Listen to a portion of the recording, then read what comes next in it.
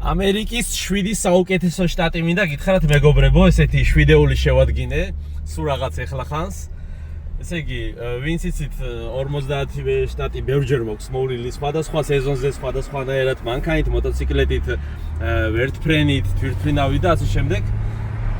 რაც თავარია რომ ხო, სხვადასხვა სეზონზე და ყველგან რავი, მთაში, ზღვაში, ბარში და ასე შემდეგ. ხო და მოხდა ესეთი მომენტი რა, შეკითხვა რამისვა გოგონამ, რომელიც კივესზე ცხოვრობს, ნატალია ქვია და კოლორადოში მოგზაურობდა და ნუ შემთხვევით ესე აღმოვაჩინეთ რა. ხო და მაგ დროს თქვა რომ კოლორადო საუკეთესო შტატია, ესე ასე შემდეგ, იმიტომ რომ მოეწონა რა თქმა უნდა, უმაგრესი შტატია. მაგრამ მეუთხარი რომ მეთქი, ჩემთვის მეთქი მე-4 ადგილზეა მეთქი რა, მე-4 ადგილი უჭირავს მეთქი და დაინტერესდა რომ მაშინ აი პირველი სამეული რომელი იქნებოდაო და თქვენც იგივენაირად მინდა პასუხი გითხრათ რა, ანუ გაგცეთ პასუხი, ესე იგი 7-ეულს მე როგორ უყურებ. მე-4 ადგილზე კონკრეტულად კოლორადო, მე-5 ადგილზე ალიასკა, მე-6 ადგილზე დამსახურებულად ფლორიდა და მე-7 ადგილზე ვერმონტი. შემიძლია საერთოდ ჩავშალო ჯერ ეს სანამ სამეულზე გადავალ. იდეაში ხო ესე ჯობია ალბათ რომ ჩავშალო საერთოდ თქვა. ესე იგი ალიასკა უმაგრესი, ულამაზესი ბუნება, ულამაზესი საერთოდ ყველაფერი, უბრალოდ თვითონ ცივილიზაცია ბოლომდე რო არ არის მისული, შესაბამისად ბევრ ადგილას მისადგომი არ არის და რა თქმა უნდა ზამთარი რო ძალიან დიდი არის, დიდხანს არის უფრო სწორედ და კლიმატის გამო მაგიტომ უჭირავს ვთქვათ ესე რა მე-5 ადგილი, თორე შესაძლებელი იყო რომ აი რაღაცა მეორე მესამეს შორის ყოფილიყო რა სადღაც ეგრე. ესე იგი ფლორიდა მე-6 ადგილი, მე-6 ადგილი, იმიტომ რომ ულამაზესი შტატია, უკარგესი შტატია, ინფრასტრუქტურით და ყველაფრით გამართული. უბრალოდ მე ზოგადად მარტო პოზიტივზე ვაკეთებ ხოლმე აქცენტს და ეს რომ რატო მე-6 ადგილი ეგრო მაგას რო ხაზი გაუსვათ, მაგიტომ ვიტყვი კონკრეტულად რა, მინუსივით რა, ესეთნაირად, ჩემთვის პირადად. პირველი ის რომ არის ძალიან სწორე, ანუ ფლეტს რო ეძახიან, ანუ ისინი არ არის გორაკები და რაღაც რო არ არის, ანუ სულ რო დიდხანს რო ხარ და სულ რო მოსწორებულს უყურებ, ძალიან თვალში არის ძალიან დამღლელი რა. და დიდხანს მონატრება იცის მერე და განსაკუთრებით ქართველისთვის თაგორიან ადგილ შეჩვეული, გინდა არ გინდა, მე უკვე სხვა რაღაცა გვჭირდება ხოლმე რა, ფსიქოლოგიურადაც. მოდით ან გადავიდეთ და ისე ვიტყვით. შემდეგი მინუსი ის რომ კოღოები თუ ძალიან სანაპიროსთან ახლოს არ ახარ მარილიან წყალთან, დანარჩენი ყველგან კოღოები არიან ძალიან ისეთი თან რომ არ ჩანს ნოუსიმს ეძახიან. ხო და ესე იგი კიდე ის რომ არის ძალიან ტენიანობა არის ძალიან მაღალი და ფაქტიურად ზამთრის გარდა, ზამთარშიც შეიძლება იყოს, მაგრამ ზამთრის გარდა მე უწევს ხოლმე ისეთნაირად რომ ანუ სულ რო უფლიანი ხარ, სულ რო რაღაცაი პატარა იმაზე ძალიან მძიმე ჰაერი არის სასუნთქად და მაგიტომ არის მე-6 ადგილზე რა. ნუ ეს ჩემთვის პირადად რა თქმა უნდა. გავაგრძელოთ. მე-7 ადგილი ვერმონტი. ვერმონტი არის ჩრდილო აღმოსავლეთში, ნიუ-იორკი, კონექტიკუსი და მაგის ზევით ესეთნაირად და ულამაზესი შტატია, ძალიან კარგი ბუნება არის, ესეთი გორებიანი, სათხილამურო ადგილებიც ბევრი არის. ხო, ნუ ზამთარში თავისთავად ძალიან ცივი შტატი უწევს, ზაფხულში არის ძალიან ისეთი კარგი კლიმატი. უბრალოდ ერთფეროვანია მერე და მაგიტომაც მე-7 ადგილი რა, ანუ და წყალთან არ აქვს გასასვლელი. ესე იგი, მე-4 ადგილს დაუბრუნდები, კოლორადო რატო არის მე-4 ადგილზე, იმიტომ რომ ულამაზესი ბუნება აქვს. ყველა მხრივ ეთანხმები ნატალიას. უბრალოდ წყალზე არ აქვს გასასვლელი რა, ოკეანეზე და ოკეანე თავის ხიბლს აძლევს რა. ნუ ეს თუ შეიძლება რომ იმათი თქვას, რა ქვია, დიდ მინუსად და თან კოლორადო აი ესე ორ ნაწილად არის რა, მთაგორიანი და მშრალი ტერიტორია.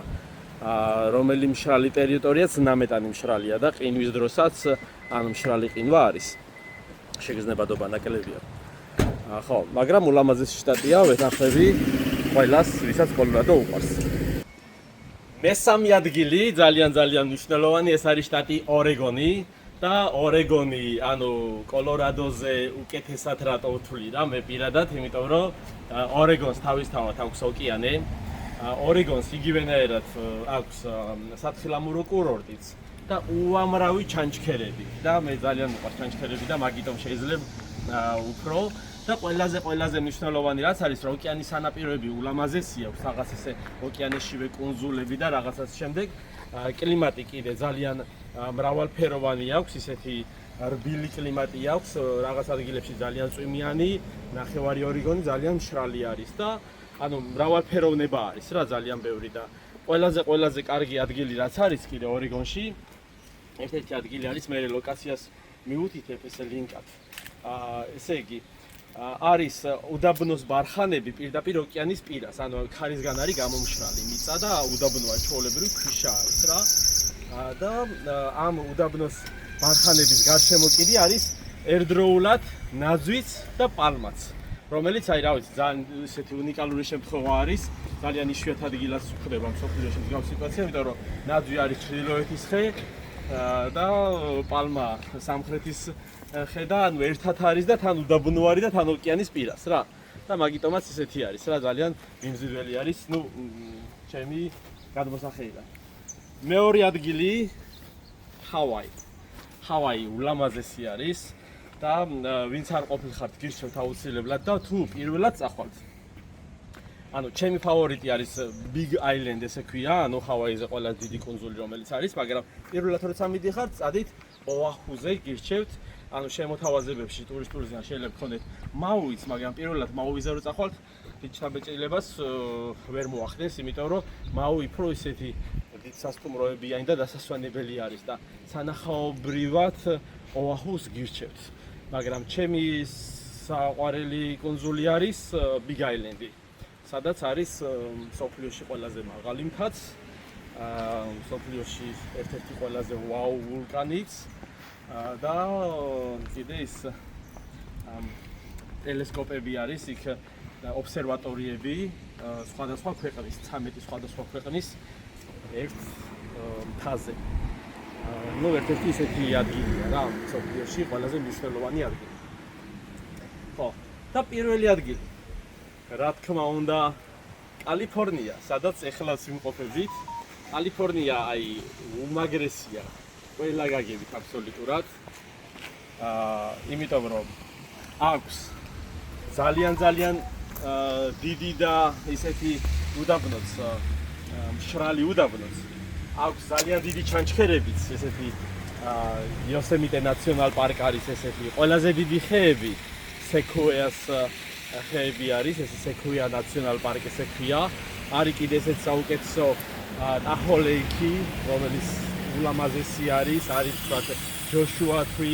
ესეთი ნაციონალური პარკი და მაგის გარდა ოვანი ქვია ესეთი 01 გზა რომელიც სანაპიროების ესე მიუყვება ფაქტობრივად სან-დიეგოდან სან ფრანცისკომდე კიდე ზეითაც შემდეგ რომელიც აი რაღაცა ზღაპარია რა ეს ის ანუ კალიფორნიას აქვს აბსოლუტურად ყველანაირი ბუნება რაც კი შეიძლება არსებობდეს რა და ყველანაირი კლიმატური ზონა მაგიტომაც პირველი ადგილი კალიფორნია welcome მეგობრებო გადავწყვიტე რომ ესეთი მსგავსი ვიდეოები გავაკეთო ხოლმე რა 7-ეული 10-ეული და თან ავხსნა რატო როგორ და ასე შემდეგ და ხო სხვათა შორის ამერიკაზე გავაკეთებ შემდეგ ვიდეოს ყველაზე უარესი შტატები ესეთნაირად აქ ოპტიმისტი ადამიანი ვარ კარგზე მიყვარს მარტო კარგზე მიყვარს აქცენტის გაკეთება მაგრამ ნუ